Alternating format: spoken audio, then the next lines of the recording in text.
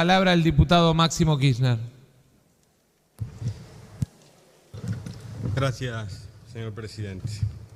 Bueno, tiene razón el diputado preopinante. Sería imposible pensar que estamos en el 2015. Realmente esto se parece más al 25 de mayo del 2003 que al 9 de diciembre de 2015. La propia situación económica en la que han dejado el país se asemeja más a ese 2003. Basta recordar solamente el cuasi default de la CUNSA en medio de las elecciones. Pero más allá de la verborragia, de los tonos, de la injundia, los números son números. Y la verdad que cuando pasaron las PASO, siempre recordé una frase del expresidente que decía que la elección no había sucedido. Y a veces cuando uno escucha, con mucho respeto obviamente, voces del hoy bloque opositor, parece que el gobierno de Macri no hubiera sucedido, que hubiéramos saltado del 2015 al 2019, que nadie hubiera gobernado. Y fueron sucediendo cosas, fueron pasando cosas. Cuando uno recuerda los inicios, en esto que recién decían, las cuestiones fundantes, la construcción de mayorías. Yo, por ejemplo, voy a recordar algunas frases del primer ministro de Economía de Mauricio Macri, Prat Gay, para entender por qué fue pasando lo que fue pasando. Célebres algunas. Por ahí no están en el orden cronológico adecuado, pero la deuda se paga con deuda. La deuda se paga con deuda. Y esa fue la lógica constante a la hora de administrar la Argentina. Pensando que se podía tomar deuda para pagar deuda y que después ir a para tomar más deuda, para pagar más deuda. Otra gran frase fue dos pizzas, queriendo bajarle el valor al tremendo ajuste que se empezaba a desarrollar en Argentina. Otras más despectivas, más amenazantes, a la hora de despedir empleados públicos, grasa militante, o también al sector privado y a los gremios. Cada gremio sabrá hasta qué punto puede arriesgar salarios a cambio de empleos. Así le hablaba el ministro de Economía a las trabajadoras y a los trabajadores argentinos. Y vaya que cumplieron. Perdieron el poder adquisitivo y perdieron el empleo también. Este tipo de cosas, más allá de los tonos que usemos, son las que nos pueden y nos tienen que llevar a reflexionar. Uno escuchaba que no había argumentos serios, que no había argumentos sólidos, lo decía, creo, el diputado que era miembro informante. Entonces se pregunta, la desocupación en la Argentina y su crecimiento, de 5,6 a esta última medición 9,7, como decía también el otro miembro informante, olvidando de decir que en la medición interanual la anterior al 9,7 era 9, un crecimiento entre el 8 y 10% de la desocupación interanual. Pero no solo concluye ahí, porque a veces, en parte, ese discurso para cuando no hay ideas económicas que hayan plasmado crecimiento en la Argentina, apelamos a cuestiones más subjetivas. Y, por ejemplo, se ha tornado una cuestión casi metódica de tener discursos discriminadores. Por ejemplo, los planes sociales. tratar de construir consensos a través de la crítica a la gente que recibe una ayuda del Estado. Cuando uno mida el 2015, estos son datos que trajo Marcos Peña acá, así que calculo que es muy confiable Peña. 200.708 planes en el 2015. En el 2019, 517.043, una diferencia de 316.000 planes más. Resulta que siempre a los que se los acusa, al peronismo, a los humildes, a los choriplaneros que teníamos que construir mayorías y gobernar de esa manera, teníamos menos de la mitad de lo que generó el macrismo al final de su gestión.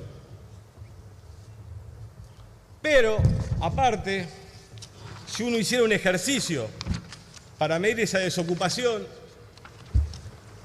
y tomáramos y sacáramos a estos beneficiarios,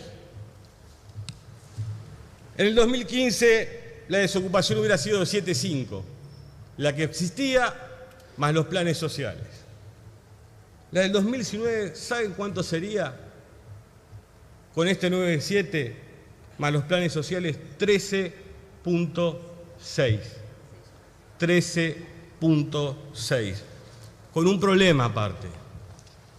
No solo se han destruido puestos de trabajo, muchos han sido precarizados, han perdido derechos, y otros tanto, a pesar de tener un trabajo formal, no sobrepasan la línea de la pobreza. Ese trabajador que alguna vez se acercó respetuosamente al presidente y le decía que no podía más, era un trabajador formal que le decía que ya no podía más. Imagínense aquellos que están por fuera de la formalidad en las condiciones que están viviendo y a qué tienen que hacer frente. Por eso, cuando por ahí decimos que no hay argumentos sólidos, tendríamos que fijarnos bien, porque, miren, caímos así en el Fondo Monetario. Y estas cosas, cuando caímos en el Fondo Monetario, tienen algunas grandes explicaciones. Por ejemplo, el diputado preopinante, allá por el 24 de noviembre del 2004, decía que se hablaba de una quijoteada, que había como una quijoteada, que alguien tenía intenciones de pagarle al Fondo Monetario Internacional 9.800 millones de dólares. Tiene razón, fue una quijoteada. Realmente en 2 años y medio poder cancelar la deuda con el Fondo Monetario fue una quijoteada. Habría que ver cuál es el nombre que le ponemos al haber endeudado al país en solo 2 años con el Fondo Monetario Internacional con 44.000 millones de dólares. Pero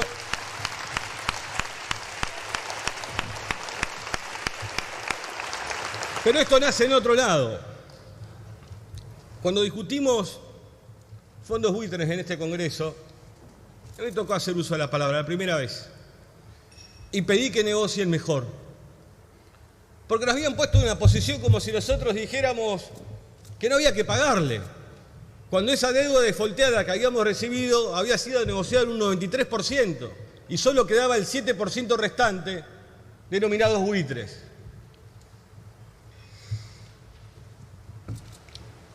El hoy gobernador de la provincia de Buenos Aires, Axel Kicillof, porque esto sí es ser una oposición constructiva, que es decirle al que está gobernando lo que puede ocurrir. Kicillof dice, ¿sabés? ¿No será que después nos van a decir para que le preste primero necesita un programa del Fondo Monetario Internacional? ¿No es esta la vuelta al Fondo Monetario Internacional encubierta? ¿No es este el camino del reendeudamiento y sobreendeudamiento de la Argentina? Y fue lo que pasó. Y no porque sea o vea el futuro, sea Nostradamus. Análisis y experiencia. Porque muchas veces nos quisieron como ubicar en un lugar donde son muy ideológicos, más ideológicos que el gobierno que se fue a la hora de implementar políticas económicas no hubo. Esto es lo que hay que tener claro. Y terminamos en el Fondo Monetario Internacional. 44.000 millones de dólares, que para aquellos que he escuchado durante esta sesión y respeto su opinión, este Congreso no pudo decir ni mu. 44.000 millones de dólares, ni mu. Nadie pidió que esa deuda viniera acá. Pero, aparte, esta cuestión institucionalista que a veces es como un traje que nos ponemos cuando nos conviene y cuando no nos conviene lo dejamos. Depende de lo que esté pasando, es un traje, la defensa de las instituciones. Toto Caputo, el Messi, lamentablemente para los argentinos no fue el Messi de Barcelona, y Guido Sanleris, quien le siguió hasta el final del 10 de diciembre, nunca tuvieron un acuerdo del Senado. Nunca. Dos presidentes del Banco Central de la República Argentina que rifan las reservas argentinas sin acuerdo del Senado. Digo, porque hoy estamos como con el Congreso, ¿qué pasa, no pasa? Bueno, esta gente nunca fue al Senado y dilapidaron años de futuro de la Argentina. Es un ejemplo solamente de este tipo de cosas que fueron sucediendo. Pero recién decía el diputado preopinante, miremos la Argentina y sus vencimientos de deuda.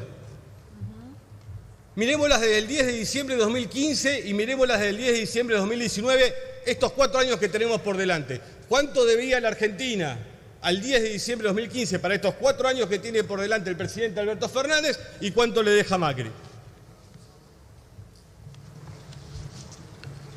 Es asombrosa la cifra. Al 2015 había vencimientos para el año que viene de 10.000 millones de dólares. Ahora se le han sumado 48.000 millones de dólares. Al 2021 de 17, del 2015 y del 2016 23 más. ¿Quién diseñó? ¿Quién pensó los perfiles de vencimiento en el gobierno? ¿Quién pensó que la Argentina realmente podía afrontar este tipo de deuda? Alguien lo tiene que haber pensado. Pero este tipo y esta construcción de vencimientos para el 2019-23 es la que provoca, por ejemplo, que hoy el gobierno, con un DNU, haya tenido que reperfilar 9.000 millones de dólares para agosto de 2020, con bancos y fondos privados. Diputado, vaya redondeando. ¿Cuánto? Ya se pasó 2 minutos. Pido el mismo trato que el diputado preopinante.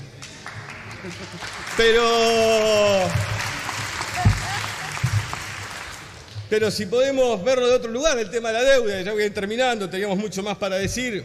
Por ejemplo, deuda en moneda extranjera versus exportaciones, 212% en el 2015, 335 ahora. Datos de Hacienda, son datos de Hacienda. Deuda externa de la Administración Central versus PBI, el peso en el 2015 era 13,90, hoy es del 40,10, 3 veces más. Los intereses pagados en relación con el PBI de 2 puntos a 5 puntos. Los intereses pagados contra los recursos tributarios de 7,90 a 21. Podría seguir. Y todo esto se vio agravado, toda esta política económica desaguisado. Un día contraían la política monetaria, otro día la expandían, nadie sabía muy bien de qué se trataba. La peor parte de todas es cuando, por ejemplo, en marzo de este año, el presidente dice, si ganamos, iremos en la misma dirección, pero lo más rápido posible. En la misma dirección, pero lo más rápido posible. Pasan los días, 8 de abril del 2019, la Argentina tenía 66.000 millones de reservas. 9 de abril entra uno de los préstamos del Fondo Monetario, 77.000 millones de reservas. 15 de julio tenía 63.000, ya se habían ido 14.000. Entra en el 16 de julio otra vez, más. Se comen más de 35.000 millones de dólares en 4 meses en la Argentina en reserva para bancar una campaña electoral que terminaron perdiendo. Después, y para completar todo, un día después de la elección se levanta el presidente y pone a la Argentina de cabeza. Actúa irracionalmente una conferencia de prensa que a los 2 días nos dice, miren, quiero pedirles disculpas por lo que dije en la conferencia del lunes. Cuánta irresponsabilidad cuando se pide tanta acá muchas veces. Dudé de hacerlas porque todavía estaba muy afectado por los resultados del lunes. Imagínense, si un presidente estaba afectado de esta manera, cómo está afectada la gente todos los días en su casa cuando no puede darle de comer o no puede mejorar la calidad de vida de su gente. Diputado, vaya cerrando, por favor. Voy cerrando. ¿Saben lo que es un superpoder? Pensar que la inflación se resolvía con un chasquido de dedos. Ellos son los que creen que tienen superpoderes. Personas que se creen designadas por alguien para poder solucionar los problemas de los argentinos. Y ahora nos quieren decir que las medidas, por ejemplo, para las pymes no son necesarias. Les abrieron las importaciones, les subieron las tarifas, no tienen a quién venderle. La tasa de crédito pasó de un promedio del 33 al 66%. Yo lo digo en serio, yo acuerdo que tiene que haber políticas públicas. Argentina es importantísima, pero miren, son tantas cosas, voy a cerrar rápidamente. Reforma previsional del 2017. Tuvieron que sacar un bono de 750 pesos para poder sentar a los diputados para sacarle, según las propias palabras, más de 100.000 millones de pesos a los jubilados. Un bono de 750 pesos y de 375 para aquellos que habían accedido a la jubilación vía moratoria, para aquellos que había jubilados de primera y de segunda. Ese fue un claro ejemplo de jubilados de primera y de segunda. Para terminar, soy muy respetuoso, siempre lo he sido, 5.000 pesos Diputado. en diciembre. Bueno, vamos a terminar. Está bien. No entiendo, vamos a terminar. Diputado, ¿sabe qué? Yo coincido en todo que tiene que haber políticas públicas, pero ¿sabe qué importancia tiene el Estado? Lo decía un ex canciller. El océano.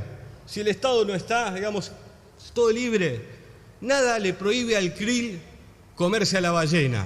Pero es siempre la ballena que se coma el krill. Y el Estado tiene que estar siempre para regular las fuerzas económicas, sociales y de convivencia entre los más fuertes y los más débiles. Ese tiene que ser el primer acuerdo para que no vuelvan estas políticas que desprotegieron a las argentinas, a los argentinos y los endeudaron por años. Muchísimas gracias, señor presidente. Gracias.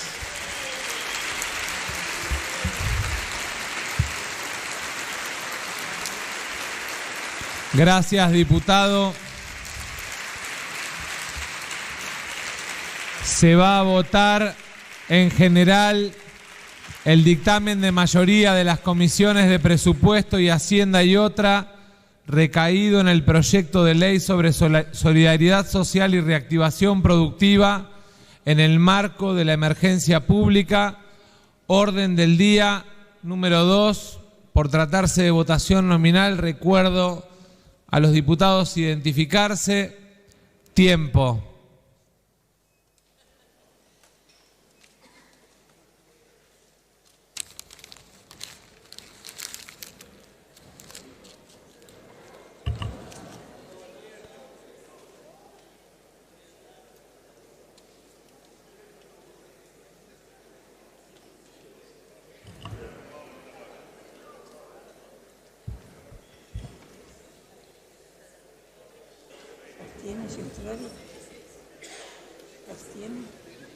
Diputada Yutrovic, ¿se abstiene?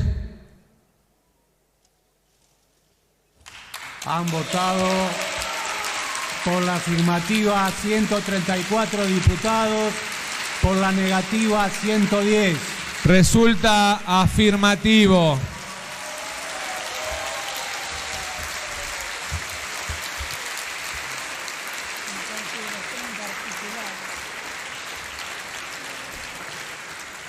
En consideración, antes de pasar a la discusión en particular, de acuerdo al trabajo establecido por el vocero del dictamen de la mayoría y los voceros del dictamen de la minoría, el vocero del dictamen de la mayoría irá leyendo cada uno de los artículos en particular para las observaciones, los agregados que eventualmente acepte la mayoría, en consideración en particular el artículo 1 del dictamen de mayoría.